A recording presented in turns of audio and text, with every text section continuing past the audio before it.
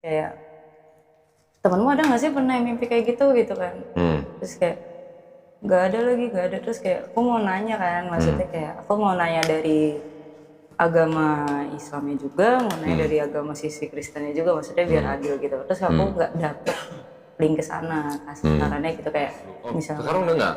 karena tadi kayak kita ke gereja karena orang tua sih sebenarnya basicnya gitu loh. Jujur amat sih. Iya dong, kita harus jujur. Jujur banget Risa. Nih kita harus jujur. Tapi ngomong-ngomong, Krisan ini kesini orang tua tahu nggak? Enggak. Ada. Terus lagi mau belajar Islam juga nggak tahu. Wah, minggu lalu sempat ngomong kayak ada kemungkinan untuk pindah, aku bilang gitu. Cuman aku juga ada kemungkinan iya dan enggak juga gitu loh. Aku bilang gitu. Karena aku kan masih nyari tahu, masih belajar. Aku Tanggapan orang tua gimana? oh mak saya Hah? Emaknya mau pingsan? enggak. Oh belum. Keren langsung pingsan. Sedih. Pastilah. Iya, Pasti iya. sebagai orang tua sedih. Papa? Udah meninggal. Oh udah nggak ada. Oh, oke. Mama sendiri berarti ya. Mama tinggal sama kakak. Ya kita masih bareng-bareng. Oh semuanya. Oh kakaknya dua-duanya belum ada yang merit. Ada satu baru merit Februari. Oh, oke, pengantin baru dong ya. Tapi masih satu rumah, tapi dia istrinya di Cilacap, jauh, LDR. Serius? Beneran, aneh kan? Ngapain jauh-jauh amat Cilacap? Nggak tahu. Istrinya asli Cilacap. Iya ketemu di Tasik, kan dia kuliah di Tasik, abang aku. Oh. Terus ketemu pas kuliah, baru nikah kemarin Februari. Istrinya orang Cilacap. Orang Tasik sana Cilacap. Lah saya gedenya di Cilacap. Walah. Loh, kalau orang Cilacap bilangnya walah gitu. Cilacapnya di mana istrinya? Apa sih dayuh gitu? Daya. Aku baru sekali itu doang sana Daya. udah. Belum pernah dengar. Daya. Dayuh gitu tulisannya. Jadi kayak pegunungannya gitu. Oh, bukan di kotanya. Bukan. Oh, Jadi kayak oke. pokoknya dari Tasik ke situ 2 jam pokoknya. Ya, bisa, iya sekitar 2 jam lah. Dari Banjar ya sekitar 2 jam. Iya deket. Udah pernah ke Cilacap? Ya kemarin karena nikahan itu. Oh, nikahannya di sana? Oh, terus main kemana di Cilacap? Nggak main Ke mana-mana. Bendem-bendem nggak? Enggak. Orang Nggak ke Pantai Teluk Penyu? enggak. Oh. Oh ya san gimana? Nggak enak aja. Itu kasus. Jangan kalau kasus. Ya nggak bukan kasus Kalau sih. kasus nggak Maksudnya usah diceritain. dadakan gitu loh. Oh, udah nggak. Info ini dadakan. Kakaknya sendiri tahu apa Kristen mau belajar Islam? Tahu. Gimana? Marah-marah? Enggak. Dijitak nggak? Enggak dong. Oh enggak dong. Berarti sih, kakaknya sayang semua dong berarti ya? Kayak ya udah hidupmu gitu Oh, kayak oke. lebih gitu. Jadi aku bukan yang dekat banget sama kakak enggak. Tapi kayak ya udah kamu udah gede ya udah urus sendiri lah gitu kayak nanggung sendiri kalau Cuman kamu. mamanya aja yang sedia. Ya? Gitu. Udah dilahirin, gedein, disekolahin, dikasih makan, gedenya ninggalin agama orang tua gitu. Bener gak sih kalau bilang agama orang tua bener gak? Bener sih. Karena agama turunan kan. Agama turunan. Agama turunan. Aku sih nganggapnya gitu sih. Kan kita lahir nggak bisa milih kan. Iya, bener kok tahu sih. Lahir gak usah milih. Itu di Islam punya pemikiran atau pemahaman begitu loh. Oh, Setiap manusia kan lahir nggak bisa milih mau jadi orang. Kamu ibunya suku apa? Jawa. Jawa mana? Imogiri Imogiri, di Bantul. Bantul. Oh Jogja ya? Iya, Dari Jogja. Jogja ya? Oh, Jawa. nah ya kan? Kita nggak bisa milih kan apa lahir sebagai orang Jawa. Bener. Saya juga nggak bisa milih lahir jadi orang Cina. Terdampar lagi di Indonesia. Hilang lagi nggak bisa ngomong Mandarin. Tapi saya bisa nulis anak Solo kok saya. Kristen bisa? Enggak. Nah, berarti saya punya kelebihan dong. Iya. Karena sekolahnya di Jawa. Kalau sekolahnya di Jakarta mungkin nggak bisa juga pasti. Kalau yang sekolah di Jawa, zaman dulu tuh masih dapat pelajaran nulis sono coroko. Aku SMA Jawa kebetulan. Di mana? Di itu Kasihan Bantul Jogja. Oh di Bantul. Nggak diajarin? Sono coroko? Diajarin tapi dapat nilai jelek. Pantes. Kan dari iya, kecil iya. sampai SMP di sini, terus habis itu SMA ngejar musik di sana, terus balik lagi ke sini gitu. Ngajar musik? Ngejar Oh, ngejar. musik. Di sana kan ada musiknya kan, SMA-nya. Heeh. Jadi aku ke situ. Sekarang kerjanya berarti ngajar atau gimana? Lagi ngajar Ngajar musik? musik. Ke anak-anak? Iya kak, kemana aja? Iya maksudnya yang di tempat kerjanya ini sekarang anak-anak yang datang ke situ atau Anak-anak private? yang datang, yang private juga ada satu. Oh, private juga. Ibu-ibu. Ah, ibu-ibu belajar biola. Beneran ada. Ceritanya mau ngamen atau gimana? Hobi kayaknya. Hobi ya. Biola itu kan sebenarnya bukan alat musik semua orang ya. Iya. Ya. Itu kan istilahnya alat musik klasik gitu Iya ya. klasik banget, bener. Mahal nggak sih biola? Enggak. Bisa berapa? Tergantung. Satu set itu bisa berapa? Kalau yang produk Cina 1 jutaan dapat. Oh, Cina. Itu ya maksudnya yang OC ya, OC. Oh Cina. Ori Cina maksudnya. Original. Kalau yang dari barat, Amerika gitu. Eropa biola-biola tua kita sebutannya tuh agak lumayan. Biasanya 10 ke atas 10 dibuka. juta lebih. Oh, oke. Dibuka 10 ke atas biasanya gitu. Yang lebih lagi juga ada. Oh, ada. Yang seharga motor, seharga rumah gitu ada. 500 juta ada. Hah? Berapa? 500 juta ada. Amit-amit. 500 juta mending beli mobil ya, dapat dua ya. Beli apa tuh mobil yang kecil-kecil dapat dua ya. Dapat 2 ya. Bener. Terus beda suaranya emang jauh emang? Iya, karena kualitas kayu. Oh, kayu. Nah, kayu tua. Ntar jangan-jangan yang biola 500 juta kayaknya dari sini. Bisa jadi loh. Bisa ya? Bisa jadi loh. Mungkin Ya? bisa. Kayu di Indonesia kan Diimpor banyak ke sana. laku di luar negeri ya. Oke. Jadi ceritanya selama ini Kristen sudah nggak begitu taat gitu ke gereja? Karena ngikutin orang tua aja? Awalnya sih kan ya masih dari ya semenjak COVID deh hitungnya gitu. Oh, dari COVID COVID. kan kita online semua. Iya, kan. iya. Nah, terus ada satu waktu kerasa COVID, waktu udah akhir-akhir aku boleh ke gereja kan. Mm-mm. Ya biasa Natal, Oh. Pasca gitu-gitu udah mulai bisa. Natal sama Pasca doang? Baru itu. Sebentar. Ini minumnya kok diumpetin sih? Jadi si mana? Sebentar, sorry mam. Ini taruh sini nih. Nggak apa-apa. Nah. Makasih. Aduh, ini cuma ada permen doang nih. Nggak apa-apa, makasih banyak. Iya kok nggak ada cemilan ya? Ini ada cemilan nih mam. Wah, itu yang Hah? suka nyemil. Buka lah. Ya orang lagi direkam masa nyemil. Nggak cantik banget lagi direkam nyemil. Terus gimana ceritanya sekarang kok mau belajar Islam? Sebenarnya yang aku ceritain di DM itu sih aku bingung. Hah? Jadi ada momen kayak akhir tahun lalu, aku dapat mimpi kan. Dapat mimpi beneran. Jadi kayak aku dapat tiket nih. Terus habis itu dapat tiket pesawat tuh. Terus ke Mekah. Ush. Sumpah, aku kaget. Terus habis itu tiba-tiba apa umroh apa aja tuh?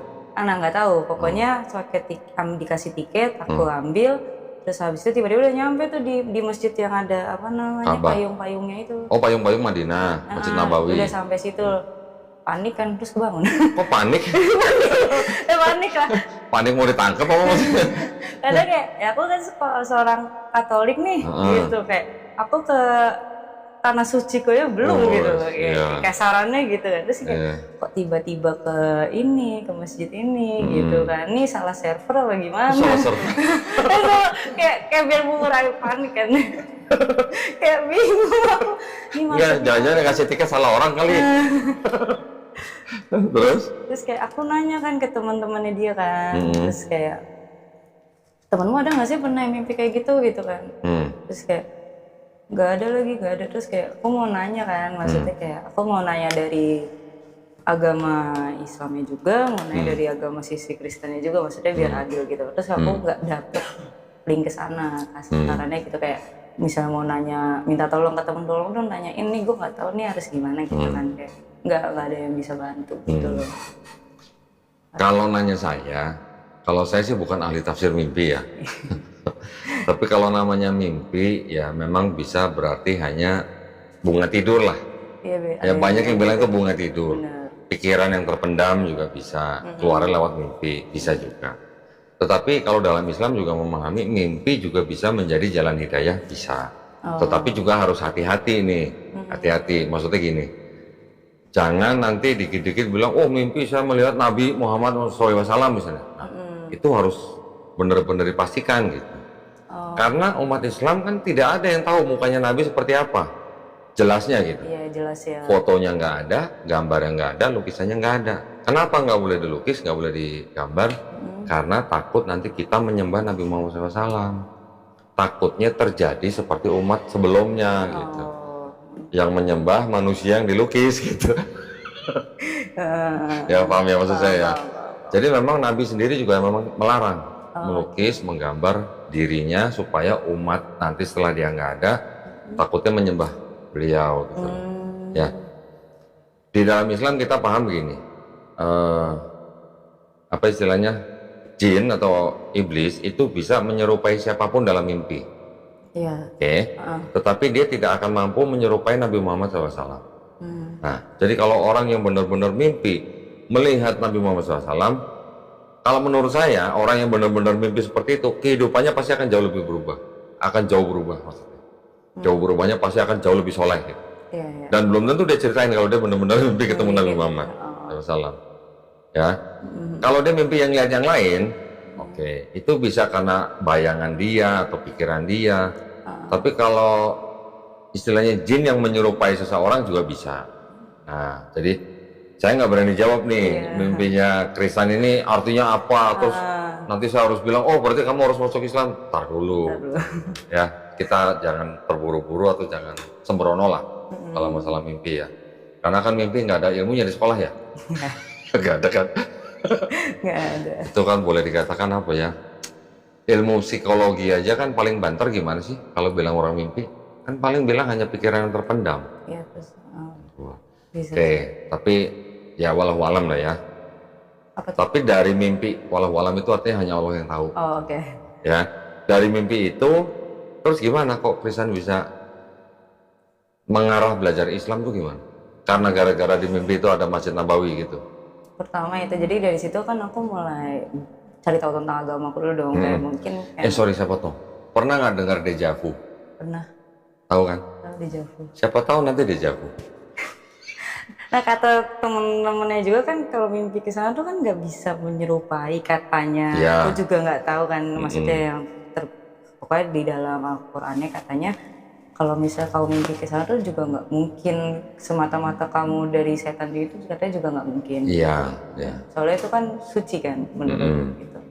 Jadi kayak mungkin terus habis itu kayak nah dari pokoknya dia dari situ terus aku belajar lah kayak belajar agamaku dulu ngedalamin agama. Mungkin aku disuruh ngedalamin terus kayak pas ngedalamin kok malah makin banyak pertanyaan yang tadinya aku nggak tahu gitu. Boleh. Nah sekarang mau tanya. Iya. Silakan. Mau tanya. Boleh nggak sih? Diminum ya. Iya. Tamu saya kalau nggak minum saya dimarahin loh. Iya tuh tamu gitu, dikasih air kok nggak diminum gitu katanya. Gitu kan. Mam diminum mam. Jadi, apa yang mau ditanya coba? titik puncaknya itu sih. Ya. Ya, tanyain ya. Setelah belajar kembali agamanya, baca Bible-nya nggak? Nggak baca Bible, siapa aku baca buku. Oh baca buku. Baca buku terus kayak. Tapi sebelum mempelajari ulang agamanya, Kristen kan sudah paham di agama Kristen itu ada konsep ketuhanannya, Bener. ada konsep keselamatannya, ya kan? Udah paham bener? Gak tau lagi. Hah? Coba. Loh, aku nggak tahu lagi. Kan pasti paham Tritunggal dong, atau Trinitas. Trinitasnya itu malah jadi pertanyaan aku.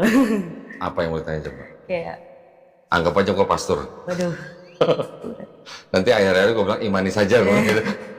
Banyak lagi. Coba kira-kira apa? Aku kayak konsep trinitasnya gitu kan. Kayak Allah, Bapa, dan Roh Kudus ya kan. Terus aku lihat kayak waktu itu lihat podcastnya Koko juga yang kayak sebenarnya kan kita nggak bisa apa sih waktu itu kata-katanya nggak ada yang bisa menggambarkan Trinitas itu dan kan aku terus habis itu ke perjanjian baru kan itu kan ada di saat perjanjian baru kan kalau perjanjian lama nggak ada terus kayak apa maksudnya Trinitas ada di perjanjian baru? Iya Ayatnya?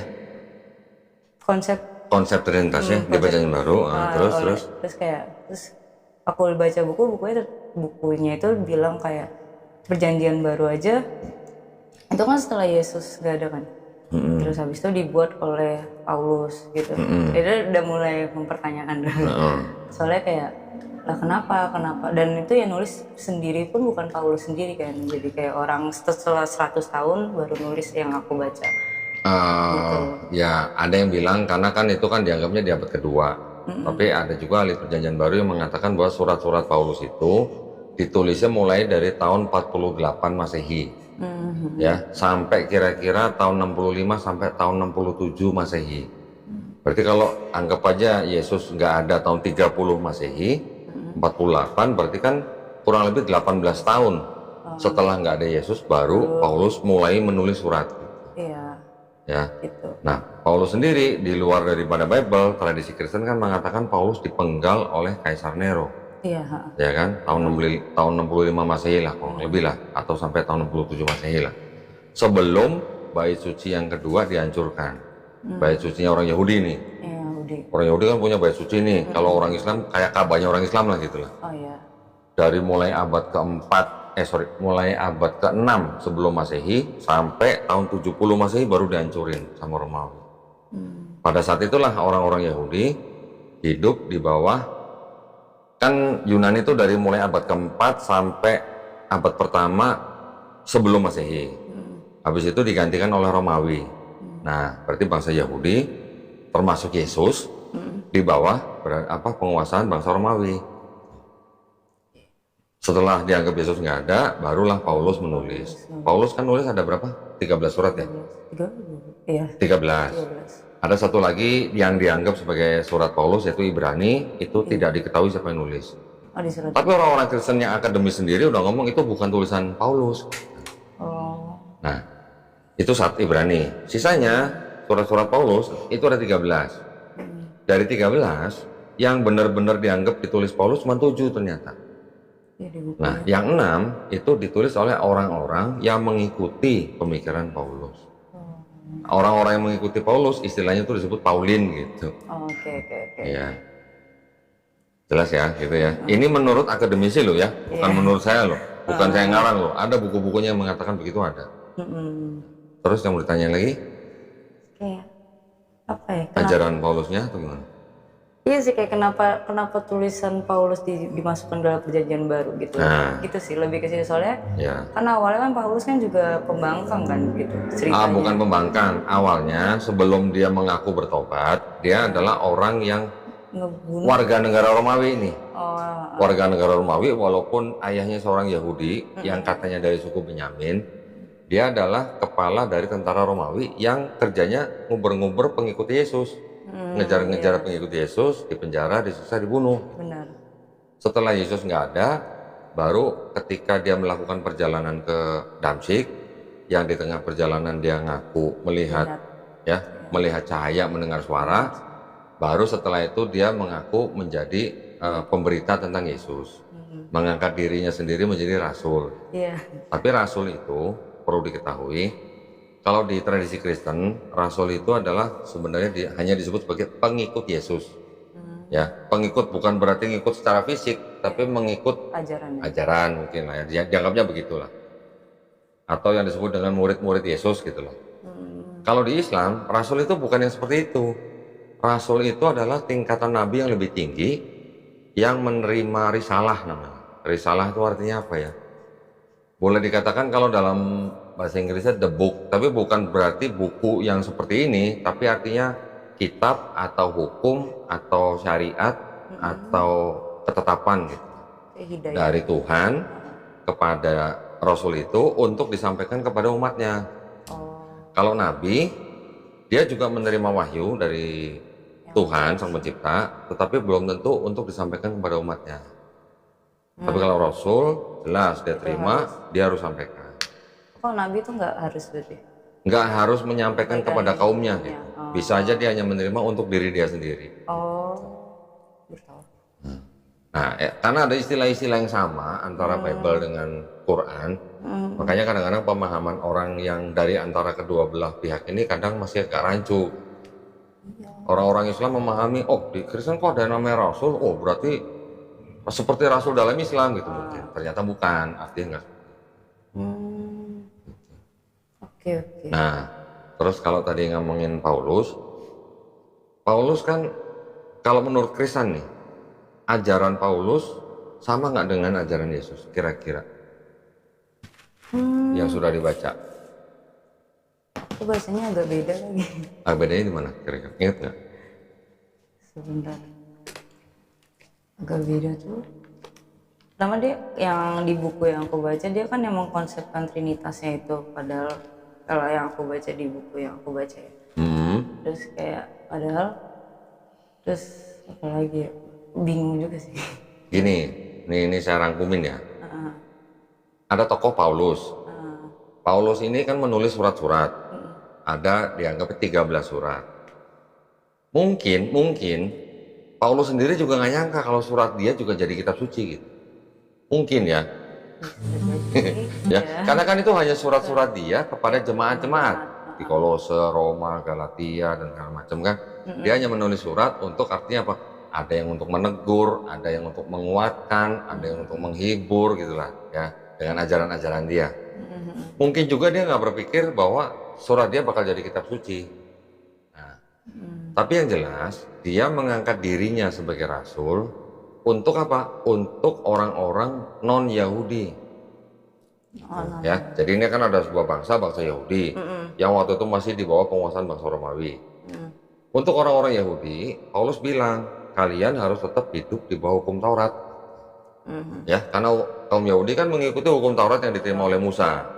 Sedangkan Paulus dia ingin mengabarkan berita tentang Yesus ini kepada orang-orang yang non-Yahudi. Orang non-Yahudi ini yang disebut dengan Goyim dalam bahasa Ibrani-nya. Ya. Jadi kalau orang bangsa Yahudi kan merasa mereka adalah bangsa pilihan. Kalau orang di luar non-Yahudi, orang Yahudi itu punya istilah Goyim. Dan tingkatan orang-orang yang di luar bangsa Yahudi itu bisa disamakan dengan seperti istilah binatang gitu. Ya, bisa disebut anjing atau babi. Tingkatannya seperti itu tingkatnya, ya. Makanya ada ayat-ayat nanti yang semacam kayak gini. Aku diutus hanya untuk domba-domba yang tersesat dari bangsa Israel. Oh iya. Pernah dengar kan? Nah, nanti aku tidak memberikan makanan ini selain kepada anak-anak, maksudnya bangsa Israel, bukan kepada dan tidak melemparkannya kepada anjing. Anjing itu maksudnya bangsa di luar Yahudi. Istilahnya gitu ya. Ya mungkin kedengarannya kasar gitu ya. Tapi sebenarnya itu adalah istilah zaman dulu. Istilah zaman dulunya ya. gitu. Yang diajarkan si Paulus ini kepada orang-orang yang non-Yahudi ini ternyata gini. Jadi kalau orang-orang Yahudi harus tetap hidup di bawah hukum Taurat, untuk orang-orang Goyim ya, itu tidak harus hidup di bawah hukum Taurat. Jadi tidak harus mengikuti hukum Taurat. Yahudi. Kalau di hukum Taurat nggak boleh makan babi kan? Iya. Sunat segala macam kan, ada bersujud, wudhu dan segala macam, pokoknya tradisi yang kalau diperhatikan itu mirip dengan Islam. Ya, tetapi yang Paulus ajarkan kepada orang-orang Goyim ini, karena Yesus sudah mati di atas kayu salib, itu untuk menebus dosa kalian gitu, termasuk dosa Kristen. Bilangnya kan begitu. Karena Yesus sudah mati di atas kayu salib, maka kalian tidak perlu hidup di bawah hukum Taurat. Itu perbedaannya. Nah, ya, Yesus nyuruh orang-orang Israel atau Yahudi bilang apa? Ikutilah ajaran orang-orang Farisi. Orang-orang Farisi itu dianggap telah menduduki kursi Musa.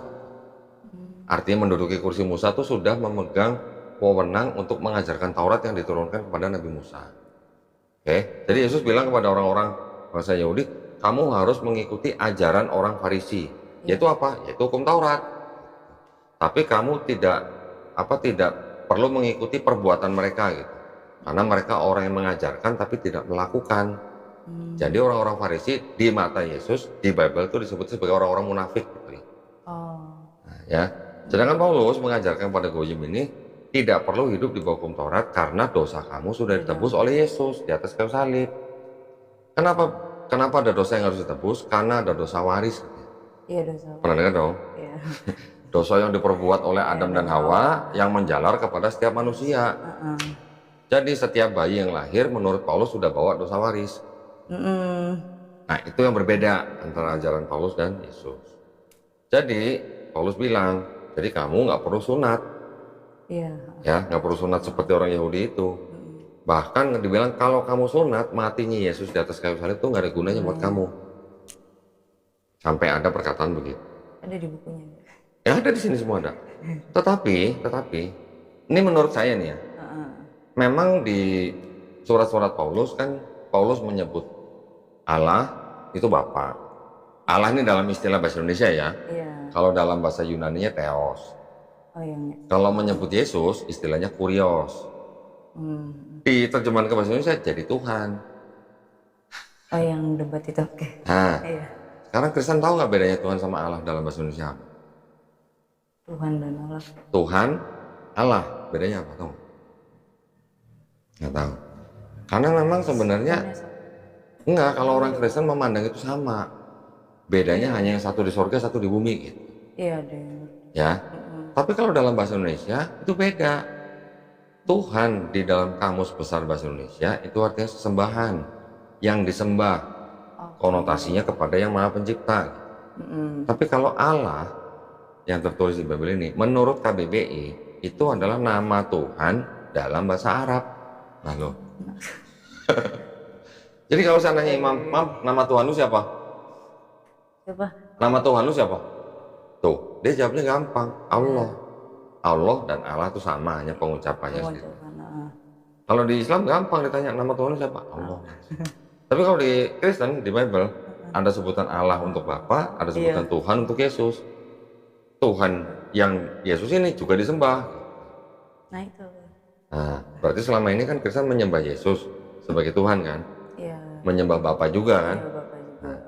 Kalau tanya ke pastor atau Romo, Allah Bapa dan Tuhan Yesus itu ya satu hakikat gitu.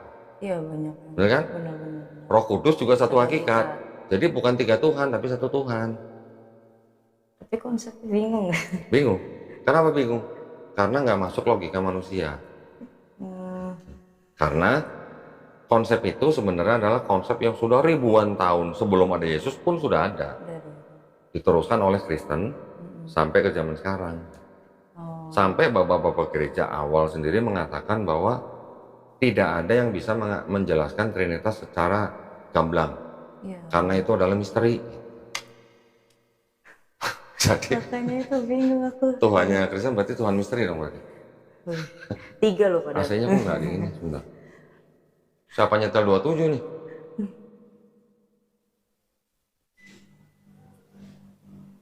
Tuhan Allah. Tapi emang susah ya konsep itu buat diterima ya. Iya. Karena aku sendiri kayak masih bingung gitu. Karena aku sempat nanya ke suster juga. Kayak Suster jawab gimana? Allah tuh ya yang di dalam kejadian itu ya menciptakan langit dan bumi gitu. Kejadian 1 sampai 3. Iya. Terus habis itu kalau Bapak ya apa Putra sih? Putra, Kenapa? Putra itu Putra bapak nih. Putra. Putra itu jadi Yesus sendiri. Jadi yang digambarkan. Nah, Roh Kudus itu katanya jadi kayak dia menganggapnya tuh kayak baca dulu. Aku boleh buka nggak sih? Imam mau kopi nggak? Benar. Bikinin kopi deh. Woi. Mana ya? Aku nyatet. Nah. Oh, Roh Kudus manusia biar Roh Kudus bukan manusia. Maksudnya Roh Kudus itu biar manusia bisa merasakan kehadiran Allah Bapa gitu loh. Dijelasinnya tuh gitu. Tapi kayak kayak malah bukannya menenangkan deh, malah mempertanyakan lagi aku gitu. Nah, udah pernah tanya ke Romo belum? Belum lagi. Dapetnya ke suster aja itu jawaban terus suster jawabnya gimana? Jawabnya gitu. Jawaban susternya. Jawaban suster gimana? Pokoknya kalau Allah Bapa menciptakan segalanya gitu kan. Lalu dia mengutus Yesus gitu dan dia menyebutkan juga kalau Yesus itu 100% manusia dan 100% Allah di situ. Nah, terus Roh Kudusnya itu yaitu biar manusia itu bisa merasakan kehadiran Allahnya. Kayak gitu. Karena Kristen memahami atau percaya bahwa Yesus itu ya Bapa itu ya Yesus, tetapi beda pribadi ya. Kan Bapa bukan Yesus bukan Roh Kudus bukan Bapa, tapi ketiganya adalah Tuhan. Itu konsep Trinitas. Berarti aku boleh nanya nggak sih? Terus kan waktu Yesus disalib kan dia bilang kan Allah kenapa Eli sama lama sahabatannya ya. Terus kayak udah dimikir ke situ dong. Kalau dalam konsep Kristen, mereka mengatakan bahwa yang berteriak itu adalah sisi kemanusiaannya. Bisa gitu. Tanya dong pendetanya, kok tanya saya. Kan Jadi- pas dia jelasin jadi aku mikir ke situ kan lah, Iya. Yesus kan disalib terus Iya. habis itu ditulis di dalam Alkitab juga kan ke Eli Iya. sahabat Tani gitu. Hmm. Berarti Allah kenapa kau meninggalkan aku gitu. Iya. Nah, terus kayak jadi ini kayak malah jadi rancu gak sih? Allahnya kemana gitu ya? Iya, jadi kayak ini Allah yang dimaksud kenapa gitu kan. Terus kayak nah, kalau misalnya seandainya benar Tuhan Yesus adalah seorang Tuhan, kenapa dia menyebutkan itu? Maksudnya yang logikanya gitu kan. Ya, jadi itu memang banyak teori lah ya. Banyak teorinya begini. Di dalam Kristen, mereka kan membangun teologinya mereka tuh kan ratusan tahun setelah Yesus nggak ada. Iya lagi. Ya. Yang merumuskan ini adalah ya gereja. Yang merumuskan teologinya Kristen ya gereja, bapak-bapak gereja gitu. Pertama sekali mereka merumuskan sifatnya Yesus ini sama nggak sih dengan Bapa gitu. Artinya punya hakikat yang sama nggak sih dengan Bapa gitu. Jadi orang kita bilang ini Yesus itu Tuhan apa bukan sih? Ya, itu baru dirumuskan di abad keempat tahun 325 di Konsili Nisea. Ya, Yesusnya tahun 30 Masehi, ini 325, berarti udah 300 tahun baru dikukuhkan bahwa Yesus itu punya hakikat yang sama dengan Bapa. Berarti Yesus juga Tuhan yang di bumi gitu. Iya. Dari 325 ke 381, berapa tahun tuh? Kira-kira hampir 60 tahun lah ya. Hampir 60 tahun dikukuhkan lagi, Roh Kudus juga Tuhan. Terus siapa yang misi? Gereja, Gereja yang itu namanya konsili gitu. Konsili itu kalau di bahasa kita tuh muktamar lah.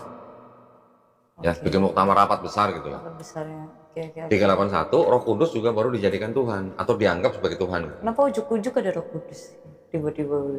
Ceritanya agak panjang sebenarnya itu. Kalau tadinya Yesus dan Bapa aja, itu kan berarti belum ada Trinitas. Iya belum ada Trinitas kan. Baru Duinitas dong, kan baru dua kan. Nah, Roh Kudusnya baru muncul di akhir abad keempat. Kalau ini menurut orang-orang akademisi juga ya. Kenapa ada pribadi ketiga gitu? Karena di daerah sekitar situ, Palestina, Mesir, naik ke atas atau ke sana dikit Persia, naik ke sedikit Babilonia, Sumeria, terus ke sana dikit bawahnya India, ke atas dikit Eropa, dan daerah sekitar situlah Mediterranean.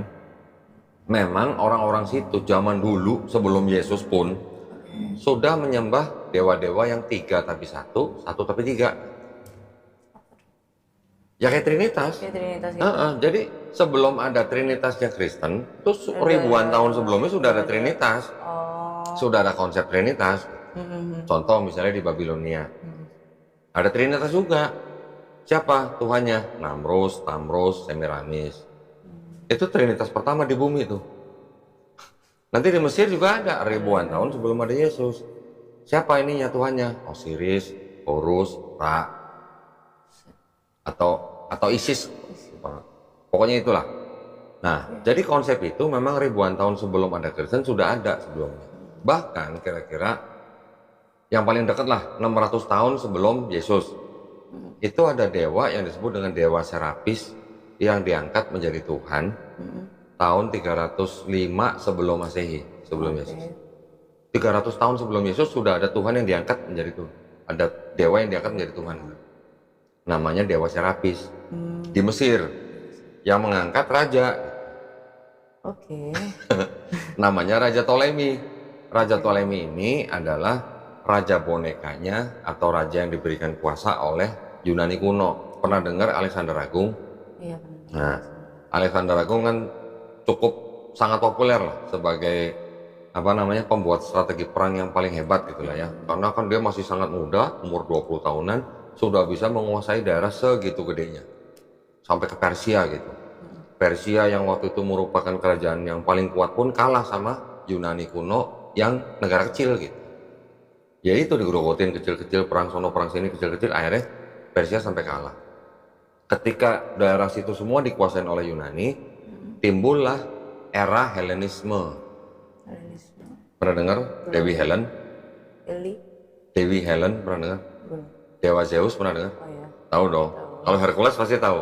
udah lihat di. Nah, itu Hercules, Perseus, itu adalah anak-anak dewa Zeus yang dianggap dewa Zeus itu adalah dewa yang paling tinggi. Bisa punya anak dari manusia yang menjadi setengah manusia, setengah dewa. Nah, bedanya apa sama Yesus? Nah, itu. Tapi suster juga bilang gitu loh, Yesus setengah manusia, setengah Memang. Allah. Oke. Jadi gimana sih nih gitu. Nah, oke. Tadi Trinitas kan baru final di 381, Konsili Konstantinopel namanya. Kalau yang 325 Konsili Nikea. Setelah itu kira-kira tahun 50 tahun setelah Konsili Konstantinopel bikin lagi konsili namanya Konsili Efesus. Menetapkan Bunda Maria sebagai bunda penghantar Tuhan ke bumi. Ya, Jadi Bunda Maria adalah sosok yang sangat dihormati di dalam Kristen. Karena apa? Karena ada orang-orang Kristen pada saat itu yang menyembah Maria sebagai Tuhan. Oh, gitu. Jadi orang zaman dulu, bahkan pada zaman Yesus sekalipun, itu memang mudah sekali menuhankan orang sebagai dewa. Udah kamu jadi Tuhan, Ya. gitu, nunjukin gitu. Dewa lah, dewa. Ada contohnya nih, begini. Ini contoh yang gampang, Mak. Siapa? Mati sebentar. Kisah para rasul deh. Iya, kisah para rasul sebentar. Pernah dengar Paulus dan Barnabas kan, tahu kan? Mereka sedang menyembuhkan orang. Ketika orang itu sembuh, orang-orang yang melihat Paulus menyembuhkan orang itu, Paulus dan Barnabas langsung disebut sebagai dewa. Kayak pernah dengar deh. Barnabas disebut sebagai Zeus, Paulus disebut sebagai Hermes, dewa Hermes. Nah gitu. Jadi orang-orang pada zaman itu memang masih sangat kental dengan mudah sekali menuhankan manusia. Jadi kalau manusia punya kelebihan, dia bisa menyembuhkan orang atau dia bisa bikin sesuatu yang di luar akal mereka. Oh ini dewa nih, dewa-dewa lagi turun gitu. Itu memang kepercayaan saat itu. pada saat itu di daerah itu. Kayak gitu kan, lingkungannya. Iya. Oke. Jadi yang berasal dari Yunani kuno nih turun sampai ke daerah-daerah namanya daerah Mediteranian. Orang-orang jadi mudah menuhankan tuh orang yang punya kelebihan tertentu. Oke, 431. Ini yang saya omongin nanti boleh dicek di buku-buku Katolik. Bener apa enggak yang saya omongin? Ya, dari 381 Konsili Efesus. Nah, yang paling penting nanti di Konsili 451 di Kalsedon. Nanti bisa dilihat di rekaman videonya, tenang aja. Ya, makanya direkam. Biar nggak nulis gitu. Biar nggak lupa. 451 di Kalsedon, gereja waktu itu merumuskan apa? Yesus itu punya duinatur. Duinatur itu artinya bersifat ganda. Sifat ganda artinya sepenuhnya manusia, sepenuhnya Tuhan. Gitu. Jadi pada waktu Yesus di bumi, dia sepenuhnya manusia, dia juga sepenuhnya Tuhan. Nah itu makanya yang dijawab sama susternya mungkin. Susternya pasti jawab, Yesus itu manusia juga, Tuhan juga. Tetapi kalau kita pikir dengan Tapi kan ada yang nyebut gini, Yesus duduk di sebelah kanan Allah. Jadi nggak make sense juga nggak sih? Gini, kalau gereja bisa menjawab begini.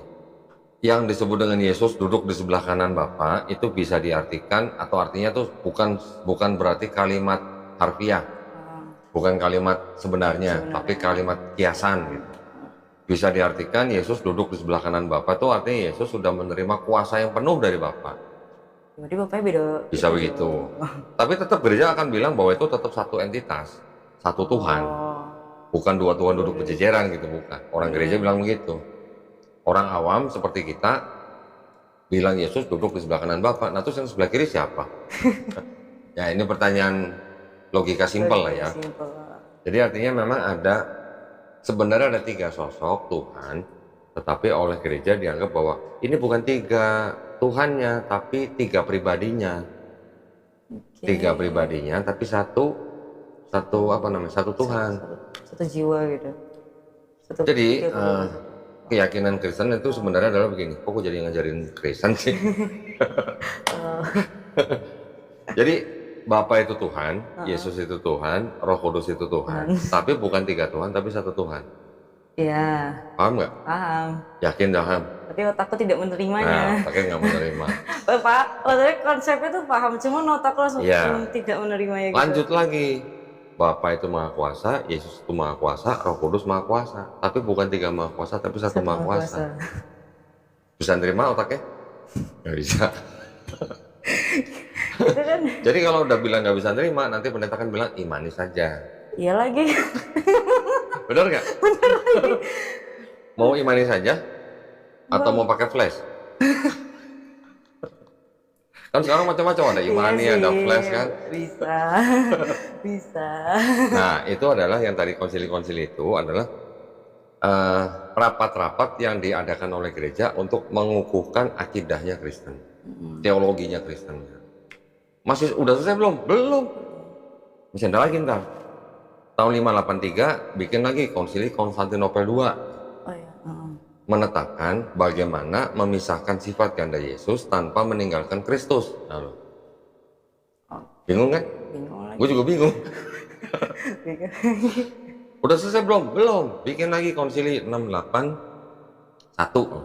Di konsili Konstantinopel III yang menyatakan Yesus itu punya 1 kehendak apa 2 kehendak?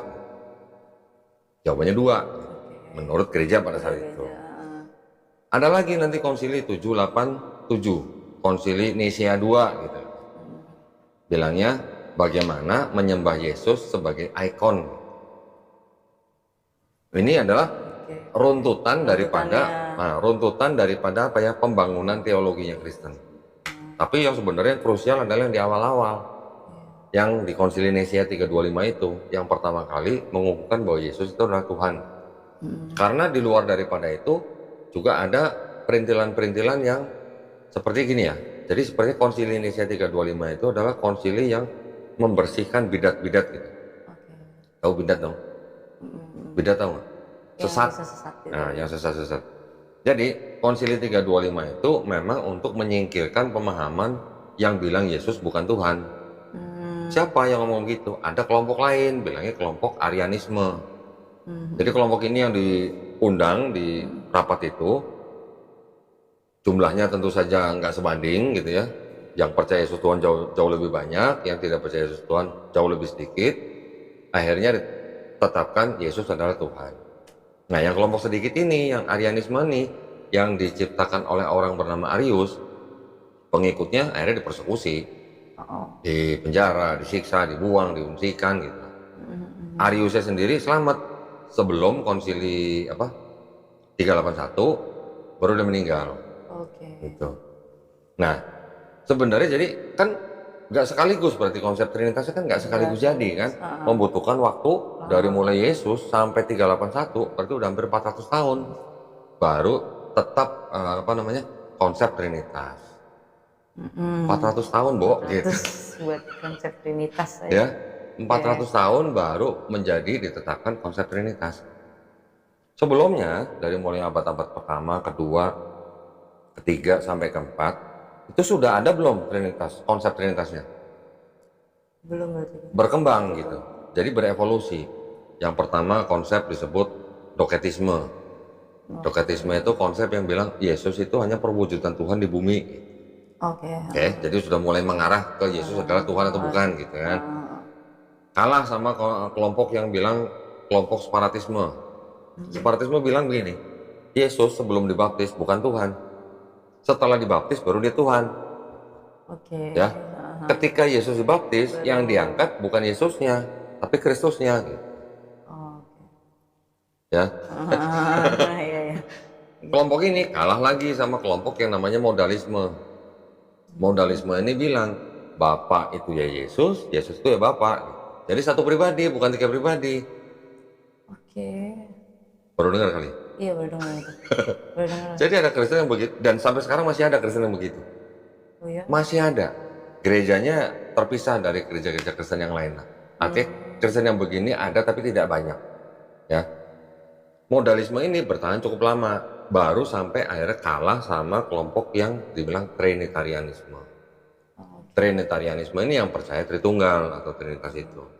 Istilah Trinitas sendiri itu sudah timbul di abad kedua sebenarnya oleh seorang apa ya namanya pemuka agama namanya Tertullianus. Dia malah dari Mesir. Dia bilang Bapa, Yesus, Roh Kudus itu adalah 3 pribadi yang berbeda, tetapi ketiganya tidak setara gitu. Oh ya. Ya, jadi Yesus tidak lebih tinggi dari Bapa. Ketika di Konsili Nicea yang 325 itu dikoreksi. Yesus setara sama Bapa gitu. Jadi tiga-tiga ini setara. Jadi ada konsep teologi yang berkembang gitu loh. Bisa berubah. Tergantung daripada Bapak Gereja siapa yang ngomong gitu. Sampai akhirnya ditetapkan dalam sebuah rapat besar. Yang difiksin yang itu. Yang ditetapkan itu yang menjadi akidah gereja untuk dilaksanakan apa sebagaimana mestinya gitulah. Ya. Itu sejarahnya teologinya Trinitas. Tetapi kalau mau dibalik, sebenarnya ada nggak sih ajaran Trinitas dalam Bible? Kalau kata Trinitasnya nggak ada, ya kata Trinitas. Tapi ada nggak ajaran Trinitas dalam Bible? Nah ini beda gereja, beda pendapat. Karena beda Bible juga beda ayat. Ada yang beda ayat nih. Saya kasih lihat nih. Jago bahasa Inggris nggak? Jago ya pasti ya? Enggak. Hah? Masa? Enggak jago lagi. Harusnya jago dong. Bisa dikit. Masa main musik nggak bisa bahasa Inggris? Nih, 1 Yohanes 5 ayat 7. Coba dicek bahasa Inggrisnya gimana bunyinya.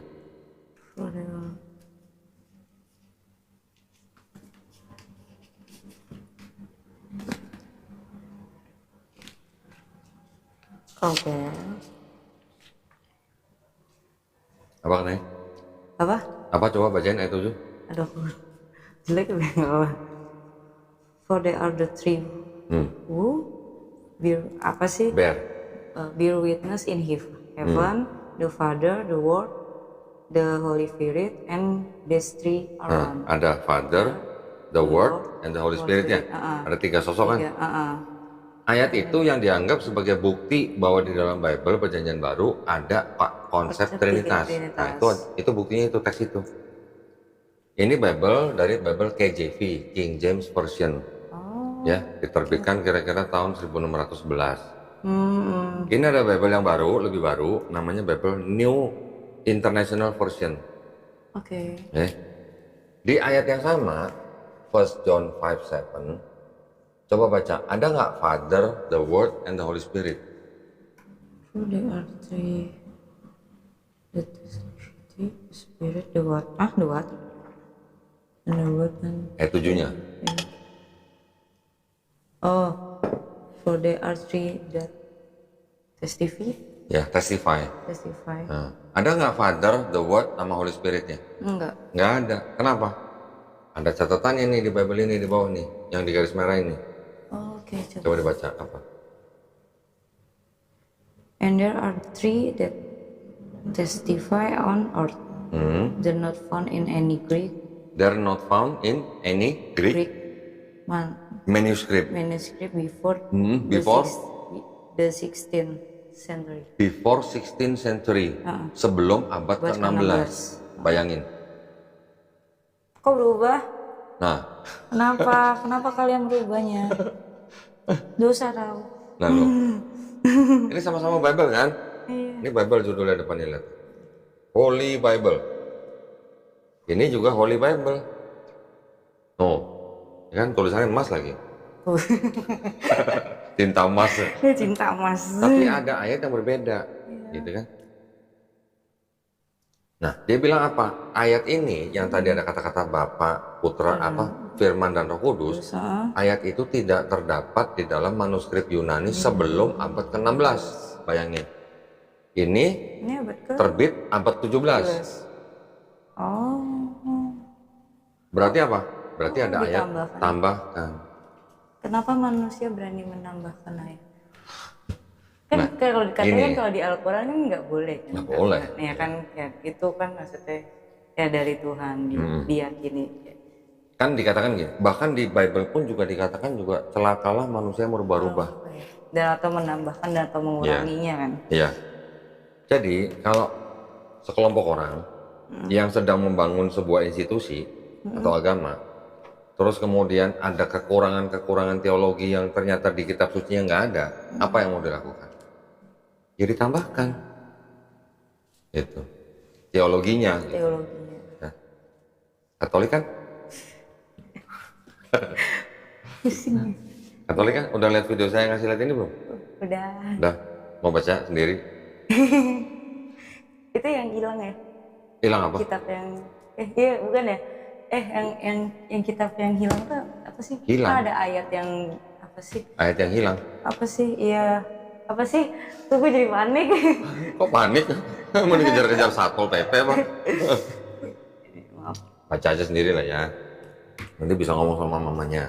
Waduh. Ini apa? Oh, bentar. Kitab suci. Katolik. Ini apa? Tidak untuk diperdagangkan. Pernah baca ini berarti? Nggak pernah. Belum. Ini Bible khusus untuk calon pastor. Oh, seminari itu gitu ya. Ini ya. Ini kan dengan pengantar dan catatan lengkap 2009 dipersembahkan kepada siapa? Umat Katolik Indonesia Oleh siapa? oleh Direktorat Jenderal Bimbingan Masyarakat Katolik Departemen Agama Republik Indonesia. Resmi nggak kira-kira? Resmi dong. Resmi dong. Resmi dong. Saya bukain. Ayat yang tadi, yang 1 Yohanes 5 ayat 7. Nih, ayat 7 nih. Baca. Sebab pada tiga yang memberi kesaksian di dalam surga, Bapa, Firman, dan Roh Kudus. Dan ketiganya adalah satu. Terus sampai kata di bumi. Dan ada tiga yang memberi kesaksian di bumi. Nah, ada keterangannya di bawah nih. Ayat 7 sampai 8 dari mulai kata di dalam surga sampai di bumi. Keterangannya apa? Bagian ayat ini tidak terdapat dalam naskah-naskah Yunani yang paling tua dan tidak pula dalam terjemahan-terjemahan kuno, bahkan tidak dalam naskah-naskah paling baik dari Vulgata. Vulgata itu apa ya? Vulgata itu Bible dalam bahasa Latin. Oh, oke. Baca lagi. Terus? Bagian ini kiranya asli sebuah catatan di pinggir halaman salah satu naskah terjemahan Latin yang kemudian disisipkan ke dalam naskah-naskah oleh penyalin dan akhirnya bahkan disisipkan ke dalam beberapa naskah Yunani. Karenanya bagian ini pasti tidak asli. Apa? Pasti? Tidak asli. Tidak asli itu apa? Palsu. Nah, itu yang ngomong kan bukan saya. Jahatnya. Kok jahat? Nih baca, perhatiin.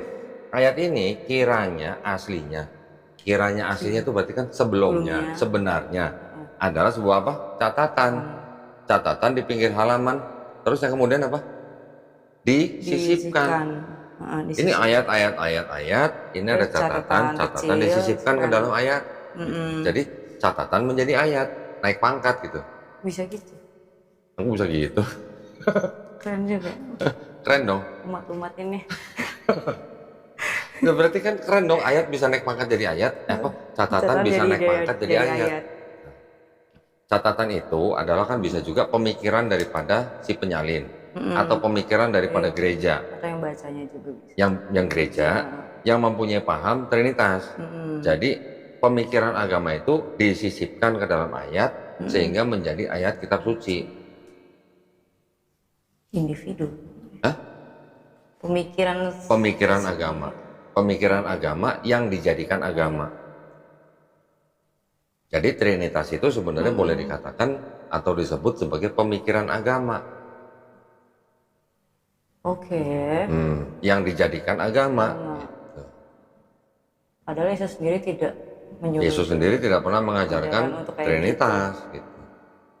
Sekarang kalau memang benar, nih kalau kata susternya atau kata romonya, apa namanya, bahwa Bapa, Yesus, dan Roh Kudus itu bukan 3 Tuhan tapi 1 Tuhan gitu, ya, 1 hakikat gitu.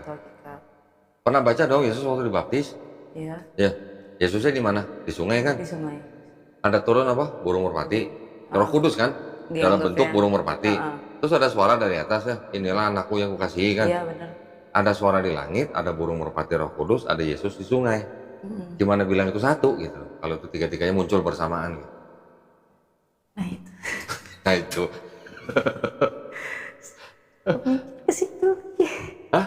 Saya juga mikir. Nah, sebenarnya dengan logika yang simple, Kan nggak masuk akal kalau dibilang satu kan nggak masuk akal orang Kalau tiga-tiganya muncul ada bareng gitu di loh. satu waktu. Kecuali kalau cuman yang bisa dilihat orang hanya Yesus, dibilang bahwa Yesus itu penjelmaan Bapa di bumi, orang tidak bisa melihat Bapa, tidak bisa melihat Roh Kudus, mungkin masih bisa menerima dengan memaksa sedikit lah ya, dengan logika sekarang. Tapi kalau muncul bersamaan, gimana bilang satu? Tetap aja gini, soalnya gini, Kristen ya, tetap aja gini. Kalau membayangkan Yesus, yang terbayang apa? Laki-laki umur 30-an, rambutnya gondrong kayak Kristen gitu kan? Iya. Ya dong, Benar. berewokan, hidung agak mancung, agak bengkok, mata biru. Nggak tahu. Oke. Pernah nonton filmnya dong? Pernah. Bayangan orang-orang Kristen terhadap Yesus kan seperti itu. Jadinya kayak gitu. Ketika membayangkan Bapa seperti apa? Nggak. Apakah sama seperti Yesus? Enggak. Tidak kan? Seperti apa kira-kira? Cahaya. Cahaya. Terus ada lagi yang lain? Udah sih itu doang. Itu aja. Ada yang mencoba melukis ya sosok daripada Bapak ini menjadi seperti apa? Menjadi seorang kakek yang sangat tua, jenggotnya sangat panjang. Digambarkan seperti itu gitu loh. Jadi di dalam pikiran manusia apa yang disebut Bapak ya seperti itu. Karena dianggapnya namanya Bapak kan pasti lebih tua. Ya secara logika benar sih. Iya kan, Yesusnya masih muda nih, 30-an nih, tegap, ganteng gitu kan. Bapaknya lebih tua. Terus Roh Kudus gimana? Bayangin apa? Paling dari ayat-ayat itu tadi yang menggambarkan turun sebagai burung merpati, orang Kristen menggambarkan Roh Kudus seperti burung merpati. Iya dong? Iya. Paling banter begitu. Paling banter. Apakah kira-kira Tuhan bisa dibayangkan?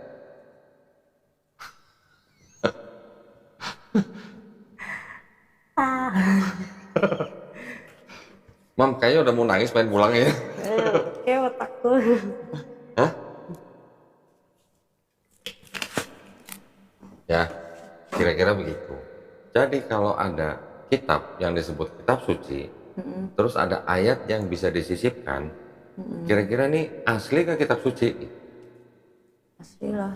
Aslinya? Disisipkan ya? Enggak. Ada yang disisipkan? Enggak dong, enggak boleh. Harusnya sih enggak boleh menurutku. Ya. Kok bisa sih banyak bukunya? Saya nyari sengaja cari banyak bukunya, kenapa? Karena saya ingin membuktikan ada perubahan apa nih di sini nih. Tapi kan kok udah baca ya? Baca semua? Iya, enggak mungkin. Semua lah. Terus itu emang setiap penerjemahan tuh pasti ada bedanya kah kalau dalam Alkitab? Saya buktiin ya. Kalau nggak baca sendiri kan nggak percaya. Sebentar ya. Ngeri keskakmat. Loh, emang dari tadi nggak merasa keskakmat ya? Udah lama sih. Jujur dia. Sudah lama sih. Udah lama. Cuman masih berada di dalam bayang-bayang. Nanti kita itu.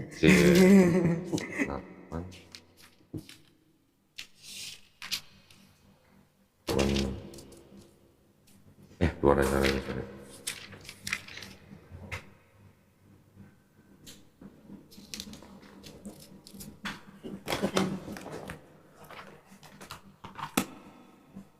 Ya memang gini, saya tahu orang Kristen bukan jahat, bukan. Orang Kristen banyak yang baik, sangat banyak yang baik. Keluarga besar saya juga masih Kristen. Cuma mereka nggak tahu yang gini-ginian gitu. Ya kan? Ya mereka kan taunya hanya ke gereja, nyanyi-nyanyi gitu kan. Doa, mendoakan orang, membantu orang. Menyebar kasih. Udah, menyebar sembako gitu. 8, 20 tahun. Oh, berarti yang ditawarin.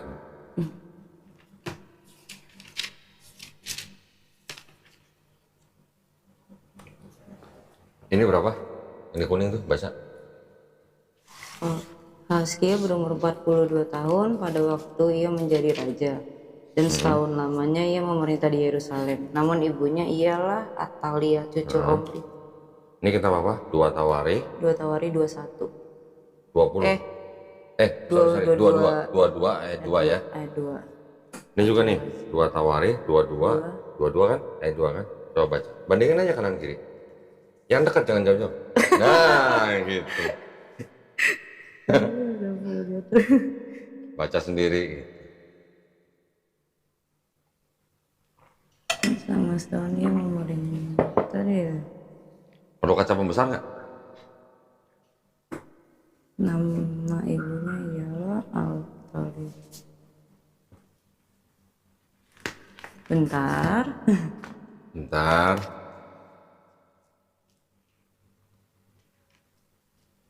Lah, Lah kok lah? Dia sendiri yang bilang lah. Kenapa lah? kok bisa beda 20 tahun? Teman sholat Bulatkan hati untuk masuk ke